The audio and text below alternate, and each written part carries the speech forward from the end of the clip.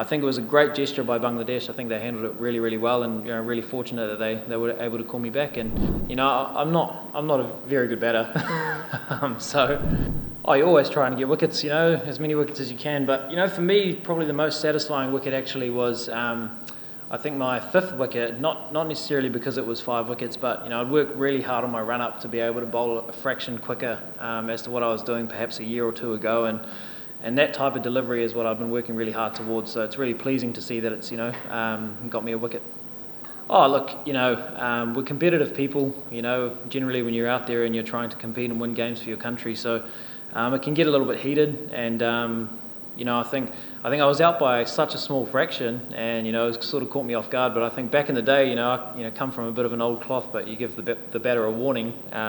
But I understand that it's not the rules at the moment. So I think it was a great gesture by Bangladesh. I think they handled it really, really well, and really fortunate that they were able to call me back. And I like to think if I was in that situation as a bowler, I'd do the same thing. It was really hard to know what a pass score was, given that the first game that we played on, it was a completely different track. Perhaps spinning a little bit more, and on that wicket, probably 220 might have been a good score. But the batters coming in sort of said that 270, 280 might be a good score on the wicket.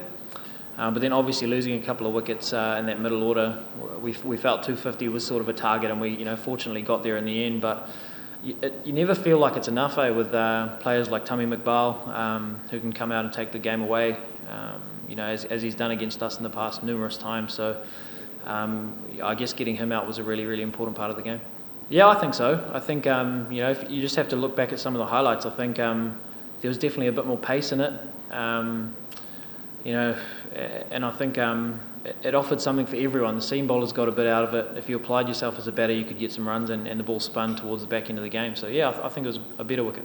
I'm not a very good batter, so I think it was a nice gesture. And like I say, I'd like to think if I was in that situation as a bowler, I would do the same thing. If we're playing under some great captains over the past few years for New Zealand, I think they would have done the same thing. So I think Litton Das was exceptional the way he handled it. And like I say, we get competitive out there, but I went and hugged the bowler and sort of gave Litton a handshake, because at the end of the day, we're really competitive. We want to win games for our country, but we all respect the game of cricket very highly, and really endeavour to keep the spirit intact.